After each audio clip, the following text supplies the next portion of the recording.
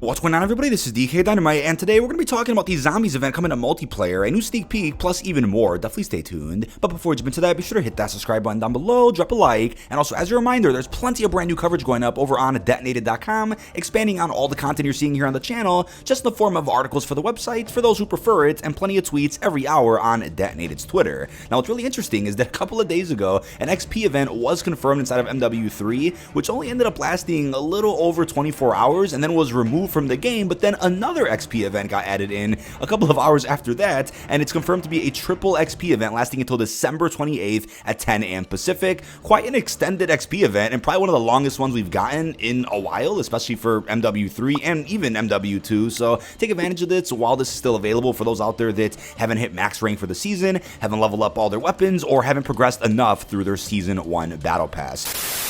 Now, if you're looking to buy some of the MW3 promo rewards like the ones for Monsters or Little Caesars, or if you need camo grinding assistance, check out U4GM with the link down below.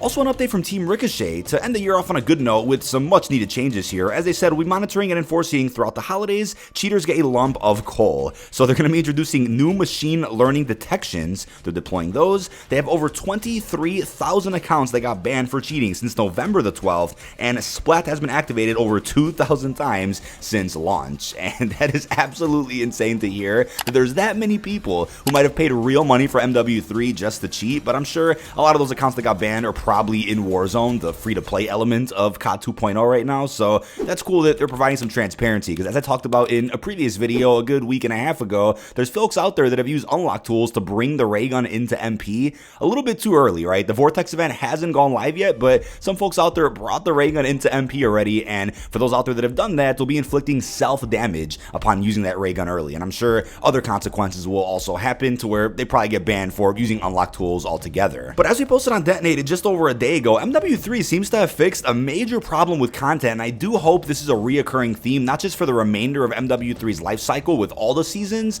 but even Black Ops 2024 and beyond. And here's what's going on here, right? With updates happening every week, the quote-unquote holiday content drought is gone, right? Our next event is already starting on January 3rd, as we're going to focus on here in this video. Previous titles did absolutely have us waiting weeks for updates during this time window, and like I talked about before with MW2 last year, Season 1 launched in, what was that, middle of November, Reloaded dropped with the Christmas update in the middle of December, then there was a major drought with literally no content from that point until I think it was the beginning of February when Season 2 came out. There was a whole month and a half-ish where there just wasn't anything going on, and luckily MW3 has absolutely solved that problem. There was a rumor that we were going to be getting a Year of the Dragon type of event. That was a leak a couple of weeks ago, but it's unclear if that is still happening or if that is indeed the Vortex event, as we're going to break down here. But apparently when CODmas ends on January 3rd, that is the same day that the Vortex event is coming in, and leads me to another point, right? Looking at the recent blog post talking about CODmas and also a bit of Vortex, it does mention Season 1 locked and loaded.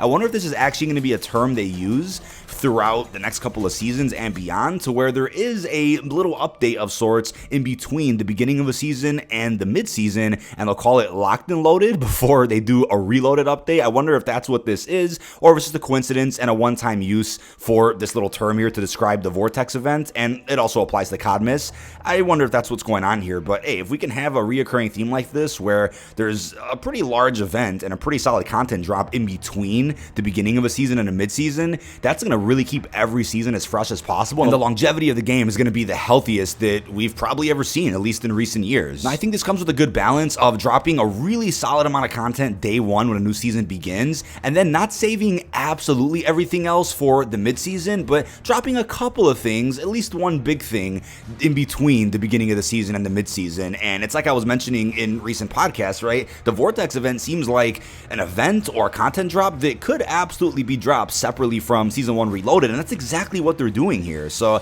as I did cover on a little bit about 2 weeks ago now, there is a ray gun LTM coming to multiplayer. It's a free-for-all type of experience in which there'll be one ray gun in the map the players are going to be fighting for, and upon acquiring the ray gun, whoever has it is going to be delivering one-hit kills to every single person in that lobby. It's again not a team-based mode, it's free-for-all, so I wonder if that'll affect how the mode gets received. Maybe they'll add in variants in the future of Vortex where it's team-based and there could be 2 ray guns or something. Really curious curious to see how they end up listening to the feedback for Vortex and applying changes for a potential return in the future. It's just hard to believe that the mode's not going to be in the game that long, and I feel like it's going to be received pretty well. I mean, it's been confirmed that the mode itself will drop on January 3rd and will be removed on January 17th, the start of Season 1 Reloaded. So that's about 2 total weeks that you can play the mode, but I just can't help but think that they're going to end up bringing the mode back either in a different way or just in the same way in the next couple of months as well. Now, the recent blog post called Locked and Loaded does go ahead and mention more details about the event itself. It says, enter the flames of the Vortex to fight for cataclysmic rewards. In this event,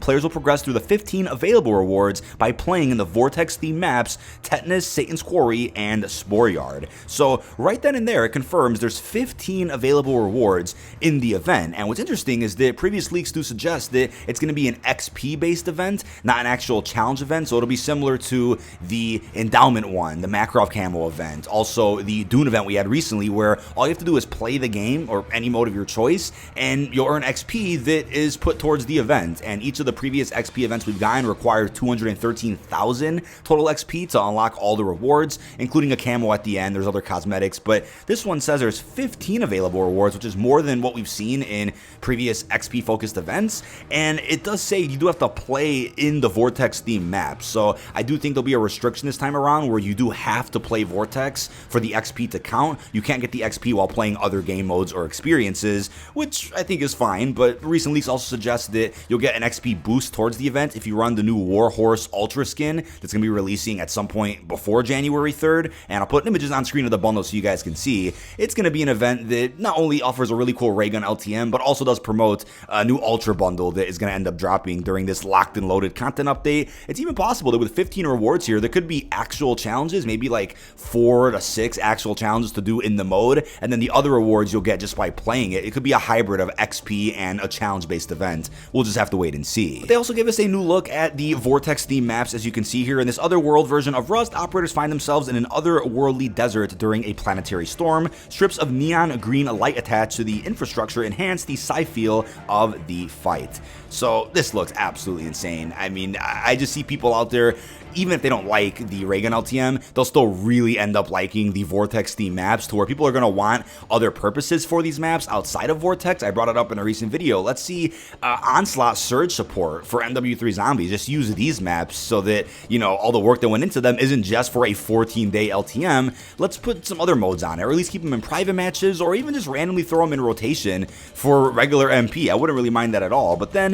the iconic Boneyard shows signs of fungal infestation as glowing blue flora spreads throughout the map, dispensed by the towering toadstools surrounding the borders. And it's funny because Scrapyard's getting a lot of love this year. I mean, they did bring it back in COD Ghost, then I think the time after that was MW 2019, and now MW3, but Scrapyard hasn't been brought back that many times. I'm of course not including COD Mobile, but the map is better than ever here in MW3. I absolutely love the environment and just the way that it looks here.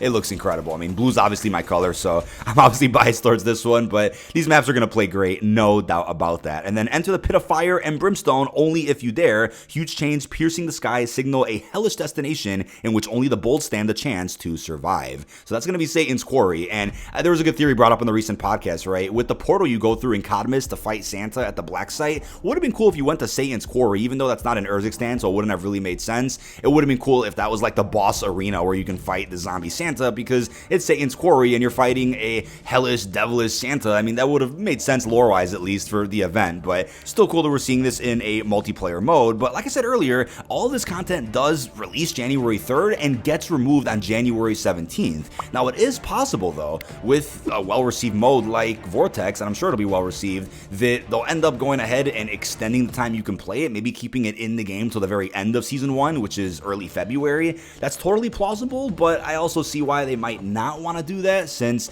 Reloaded will have a different focus, right? They'll have a new MP map, they'll have the release of Ranked for multiplayer, and probably some other surprises we don't know about. But here's the plausible future for Vortex. I think what they'll end up doing if they do remove the mode on January 17th is they'll bring it back quite often, and maybe they'll just add it in between a new season and a mid-season every season moving forward, where it's just a random content drop on a random playlist rotation on a Thursday. They'll just add it back in for a week or two every now and again. They could either leave the maps in for other purposes, like I said, whether it's an onslaught in zombies, whether it's something else for multiplayer, or if anything, right, if they remove the mode on the 17th, maybe when they do bring it back one day, or if they do, they could even add more maps in. They could zombify or add some type of crazy reskin to some of the MP maps we already have, and then consistently bring Vortex back in a fresh way with new maps to play on. That would be awesome to see throughout 2024, and I'm sure you guys wouldn't be opposed to that at all. Now, as of now, I believe there's just 2 rewards known for the Vortex event. One of them is, of course, a scorpion-looking emblem, which folks out there speculated to be a Mortal Kombat crossover. I doubt that's what that is, but hey, if that ends up happening, I'm totally down for it. And there's also the animated Magma Camo. So you're gonna get an animated camo for just playing through Vortex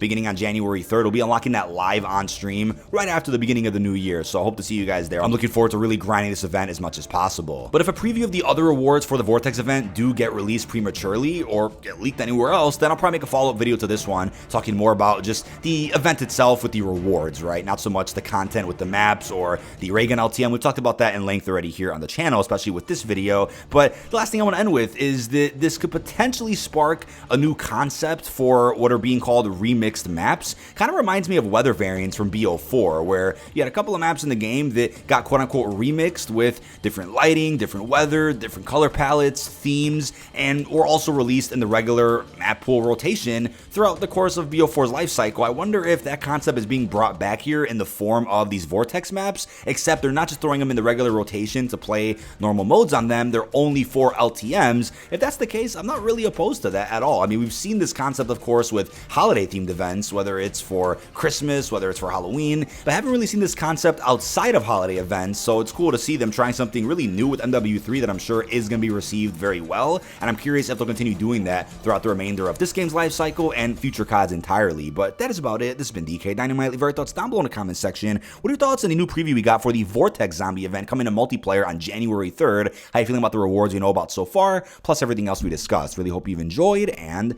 peace out, everybody.